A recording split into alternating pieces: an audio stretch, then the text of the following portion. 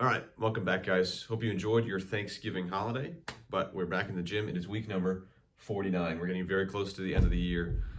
This week, we are continuing our bench, squat, and deadlift cycle leading up to December 20th for our max day, our Rogue 1,000-pound challenge, as well as our Christmas party. So continue to train, try to hit those 3 days of the week, and try to be there on December 20th so you can lift heavy, see how strong you got, not just in this cycle, but also over the past year, because we retested this last December, January timeframe as well.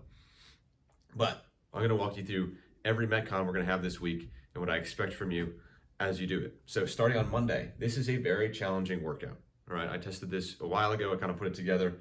It is 3 rounds. The movements stay in the same order, just like always, but you're gonna do power snatch, bar muscle up, clean jerk, and then chest to bar. So you kind of go down when it comes to the skill level as the movements progress, but the rep scheme goes up. So round number 1, the rep scheme goes 4, 8, 12, 16.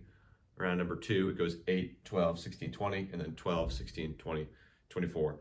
Kind of complicated just to hear it. When it's written on the board, it makes a little bit more sense, but always following the same order of movements as the reps go up every single round. This is roughly a 20-minute workout. It's going to take you a while. I want you to challenge yourself on the weight. If you're just throwing these weights around, it's not heavy enough, all right? So it needs to be a little bit challenging. When it comes to the gymnastics, I know a lot of us don't have bar muscle ups. Maybe we don't even have chest to bar. So it's kind of like you look at the workout and you're like, this is useless for me, but it's not. So challenge yourself in a different way. Give yourself the option of 2 different movements here. Even if it's a feet elevated ring row and a negative pull up, let this be a workout where you can really work on your pulling strength from the pull-up bar or from the rings. All right, don't just go to the ring rows and just pump out 50 ring rows nice and easy. A lot of you guys are very good at ring rows, but still have a hard time pulling yourself on the pull-up bar. So let's switch things up this week. Try to get you on the pull-up bar just a little bit more. When it comes to Tuesday, we have our deadlifts. 2 sets of 5, 3 sets of 3. So we're starting to get into that heavier range of things now. I will allow it this week of just letting it drop. No more touch and go. If you want to keep going touch and go, please do. I like the tension it creates throughout the core, but if you'd rather drop and reset, go right ahead. Again, trying to work up to a nice heavy 3 sets of 3 here. The 2 sets of 5 are still heavy, yes, but these 3 should be heavier than anything else you've lifted thus far in the deadlift cycle.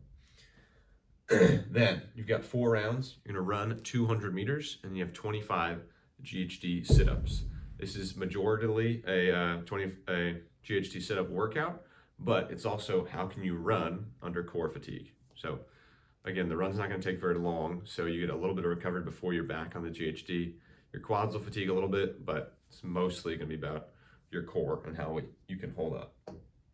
Wednesday, we're gonna bench 6 by 3. Again, getting into the heavier rep ranges now. It's gonna take a little bit longer because it's 6 sets instead of 5. You guys all know how to warm up now, so just get through it, get warm, try to hit a higher number than you have on any of the 5x5s that we've done. When it comes to the Metcon, you have a 12-minute AMRAP. Really excited about this Metcon because it's different. It's a little bit interesting. 12-minute AMRAP, 15 or 12 cals on the rower. Then you go to your dumbbell, right? This is how it rolls. On your right arm, you do 8 dumbbell snatches into 8 dumbbell thrusters, all on your right arm. Then you're gonna go to your left arm, do 8 dumbbell snatches, 8 dumbbell thrusters on the left arm. So we're not alternating here. You're going 8 on the right of snatch, 8 on the right of thruster, and then you can switch to that left arm, okay?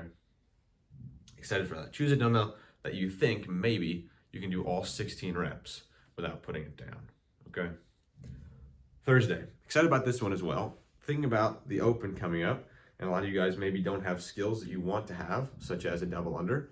This is prime time to practice that because the buy-in of the workout is the workout flight simulator, which is notoriously a great way of getting better at double unders or becoming extremely frustrated by double unders or both. Starting at 10 double unders, you go 10, 20, 30, 40, 50, 40, 30, 20, 10. You have to do all of those sets unbroken before you can move on to the next one. So if you have double unders, great time to practice them. If you don't have double unders, there's gonna be a 10-minute cap on this, so you essentially have 10 minutes to practice your double unders. That's it.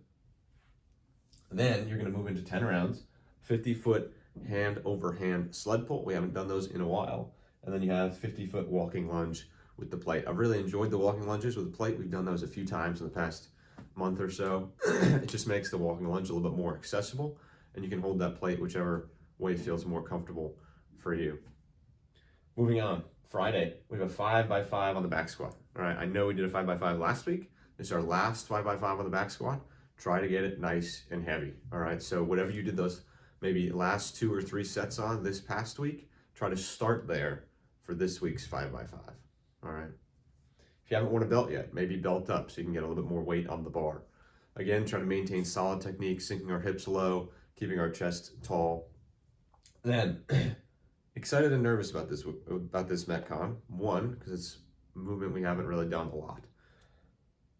30, 20, 10, ring dips, kettlebell swings, American, and then cals on the assault bike. The ring dip is the challenging part of this workout. Now, you can kip them if you're good at it. We can go box dips if you're unsteady on the rings.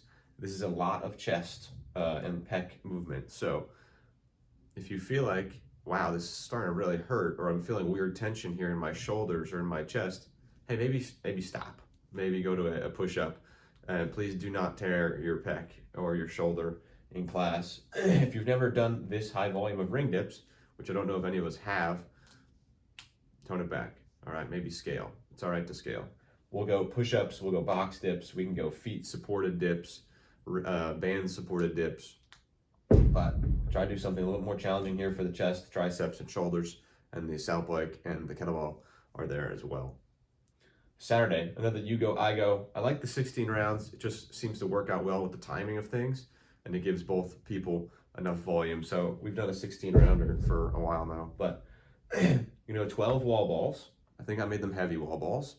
So try to stay unbroken. All right, that's the goal with the heavier wall ball at such a low rep range. Then you have 6 burpees over your wall. So we're setting up the wall again. We'll set it up right next to the targets, but you're gonna do 12, you'll do burpees over the wall, and then your partner will go. Cool. This is week number 49. Again, try to be there for the powerlifting days, just to continue working on those strength numbers. And then Monday's pretty interesting. And then Wednesday's pretty interesting if you're looking for interesting and challenging workouts, but really just come every day. All right, guys, I will see you in the gym.